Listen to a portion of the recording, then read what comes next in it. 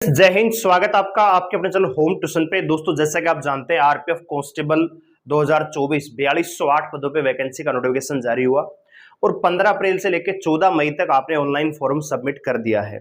ऐसे बच्चे जिनकी फीस कटने में थोड़ी सी दिक्कत हो रही थी, फीस का पेमेंट नहीं हुआ था, तो आरपीएफ ने उनको मौका दिया है 18 से 20 मई तक वो अपनी फीस है वो सबमिट करवा सकते हैं। अब बच्चों के बहुत सारे कमेंट मेरे पास आ रहे हैं और मैसेज भी आए हैं कि सर इसका एग्जाम कब तक होगा, क्या जुलाई अगस्त में इनका एग्जाम करवा लिया जाएगा या थोड़ा सा और लेट जाएगा। तो एग्जैक्ट जो आपको इंफॉर्मेशन है कि कब तक इसका एग्जाम हो सकता है और कितना फॉर्म यहाँ पे भरा गया, क्या 59 लाख फॉर्म जो यूट्यूब पे आप देख रहे हो, क्या 59 लाख फॉर्म भरे गए हैं, तो सारी चीजों पे हम यहाँ पे बात करने वाले हैं, इसलिए वीडियो को ध्यान से और पूरा देखिए।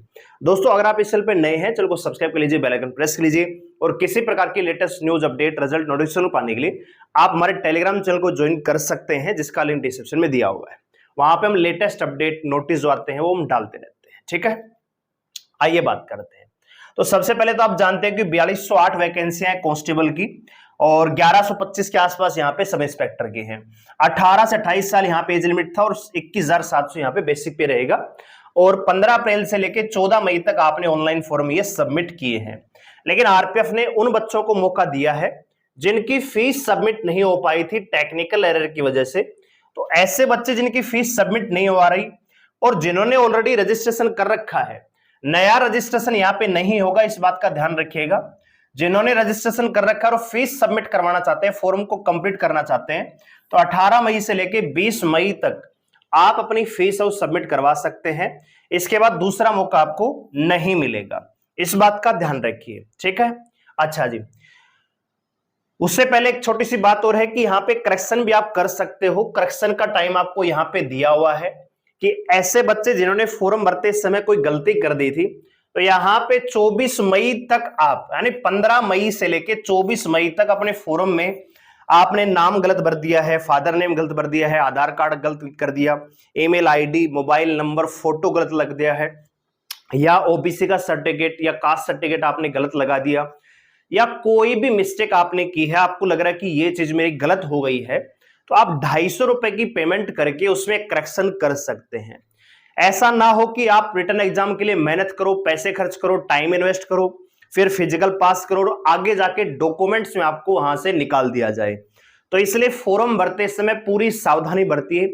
जरा सी गलती बहुत भारी पड़ सकती है, क्योंकि बच्चों की भीड़ बहुत ज्यादा रहने वाली है, तो स्ट्रिक्टनेस भी उतनी ही ज्यादा रहेगी, क्योंकि इस प्रकार की कोई सुनवाई नहीं होगी कि ये चीज सर मेरे से गलती से हो गई या गलती से भरा गया। तो इस चीज का विशेष ध्यान रखिए।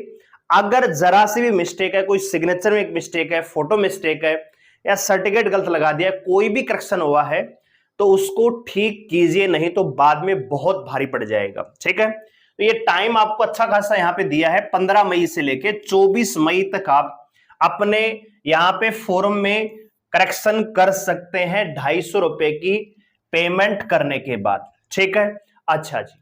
यहां पे अगर हम बात करें दोस्तों एग्जाम पैटर्न की, तो एग्जाम पैटर्न में कोई बदलाव नहीं हुआ है, वही पुराना पैटर्न है। 50 क्वेश्चन आपको जीके के मिलेंगे, 35 क्वेश्चन आपको मैथ के यानी पूरा का पूरा अर्थमेटिक आता है और 35 क्वेश्चन रीजनिंग के मिलेंगे। कुल मिला के 120 क्वेश्चन मिलेंगे। 120 नंबर का पेपर रहेगा। 120 यहां पे टाइम आपको मिलेगा 90 मिनट का, यानी 1.5 घंटे का टाइम आपको मिलेगा और 10वीं लेवल का ये पेपर रहेगा और यहां पे 1 नंबर का एक क्वेश्चन रहेगा, 1/3 यहां पे नेगेटिव मार्किंग रहेगी। और मल्टीपल शिफ्ट में क्योंकि ये पेपर लिया जाएगा तो नॉर्मलाइजेशन भी यहां पे लागू होगा। ठीक है, मिनिमम जो पासिंग परसेंटेज रहेगा जनरल, ओबीसी, ईडब्ल्यूएस के लिए 35%, एससी एसटी के लिए 30% यहां पे क्वालिफाई जो है मिनिमम पासिंग मार्क है ये। ठीक है, अच्छा जी। यहां पे कह रहा है कि the marks scored in CBT shall be counted for shortlisting candidate for the further stage in the recruitment process, यानी रिटर्न एग्जाम ही है जिसमें अगर आप अच्छा खासा स्कोर करोगे तो सिलेक्शन को सुनिश्चित कर पाओगे। यहां पे इन्होंने सिलेबस भी दिया है, तो यहां पे आप देखोगे सीबीटी में आपसे जो क्वेश्चन पूछे जाएंगे, अर्थमेटिक आएगा पूरा का पूरा। ठीक है, इसमें एडवांस नहीं है, अलजेब्रा, ट्रिग्नोमेट्री वगैरह नहीं है। ठीक है, number system, whole number, decimal, relationship, ये सारी चीजें है। रीजनिंग में भी वर्बल नॉन वर्बल दोनों है और जीके। ठीक है, तो अपनी तैयारी बढ़िया तरीके से कीजिए और आपकी तैयारी शुरू कर रहे हैं हम। थोड़ा सा नेट का इश्यू था तो उसको हमने ठीक कर लिया है। अब आपको मंडे से आपको एक क्लासेस हम देंगे, इसमें आपको मैथ भी देंगे, रीजनिंग भी देंगे और जीके भी मैं करवाऊंगा, है ना। तो ये आपको मॉक टेस्ट हम करवाएंगे मंडे से। तो चैनल को सब्सक्राइब कर लीजिए अगर आप हमारे साथ जुड़ के तैयारी करना चाहते हो, बिल्कुल फ्री ऑफ कॉस्ट रहेगा। अगर आप लोग कहोगे कि सर मैथ की टॉपिक वाइज प्रैक्टिस करवाइए तो वो हम करवाएंगे, ओवरऑल प्रैक्टिस करवाएंगे वो अलग से करवाएंगे, और रीजनिंग में भी अगर आप कहोगे कि सर ये टॉपिक हमें नहीं आता ये करवा दीजिए तो वो भी हम करवाएंगे। इसके अलावा डेली बेसिस पे एक मैथ की और एक जीके की, यानी मैथ और रीजनिंग अल्टरनेट डे पे करवाएंगे और जीके की क्लास आपको रेगुलर मिलेगी क्विज के तौर पे, ठीक है। चलिए अब बात करते हैं आरपीएफ कांस्टेबल 2024 के बारे में, फॉर्म की बात करते हैं। तो दोस्तों जो 59 लाख फॉर्म की बात आप सुन रहे हो यूट्यूब पे, ये 59 लाख फॉर्म भरे गए थे भैया 2018 में, ये अब का डाटा नहीं है, ठीक है।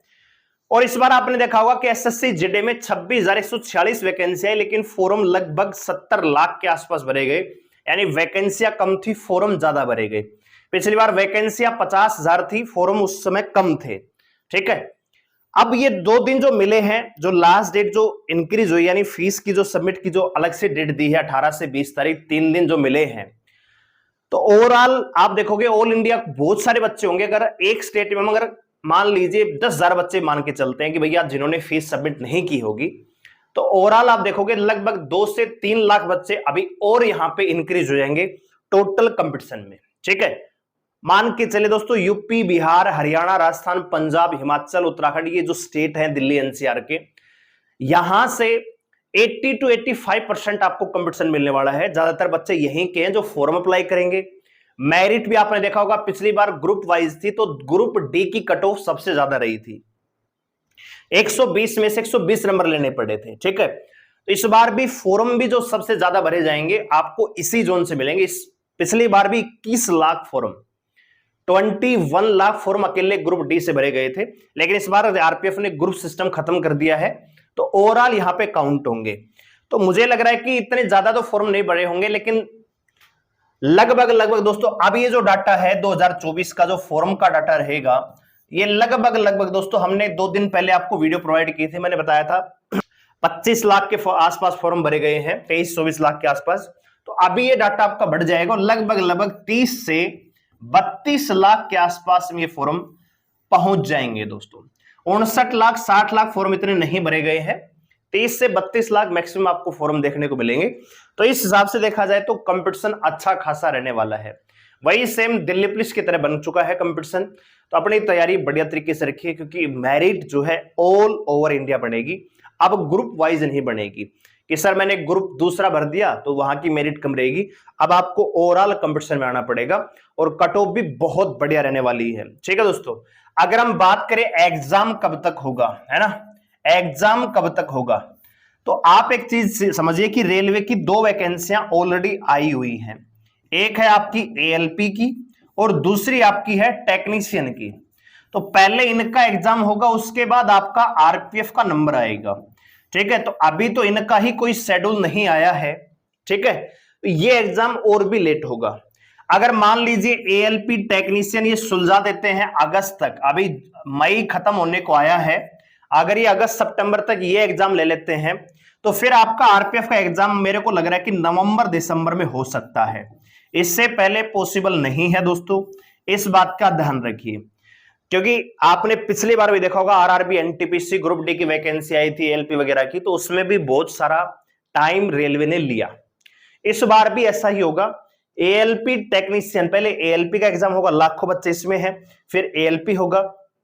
तो अगर ये जुलाई अगस्त तक करवा देते हैं दोनों एग्जाम, तो फिर आपका अक्टूबर नवंबर में भी हो सकता है, लेकिन मुझे नहीं लगता कि अगस्त में भी एग्जाम होगा, थोड़ा सा और डिले हो सकता है। तो आपका एग्जाम नवंबर दिसंबर में हो सकता है, ठीक है। तो अपनी तैयारी, अभी मई चला हुआ है, लगभग 5 से 6 महीने का टाइम आपके पास है, अच्छा खासा टाइम है। इसमें आप बढ़िया तैयारी कर सकते हो, और विशेषकर वो बच्चे जो बेसिकली ओवरेज हो चुके थे लेकिन 3 साल का रिलैक्सेशन मिला तो वो कंपटीशन में आए, तो भैया ये जो मौका मिला है, ये गोल्डन अपॉर्चुनिटी है आपके पास, इसको भुनाने की कोशिश कीजिए, बढ़िया मेहनत कीजिए, मतलब मेहनत में कोई कमी ना छोड़िए, बाद में जाके कोई रिग्रेट ना हो, कोई पछतावा ना हो कि यार थोड़ा सा और पढ़ लेता तो सिलेक्शन हो जाता।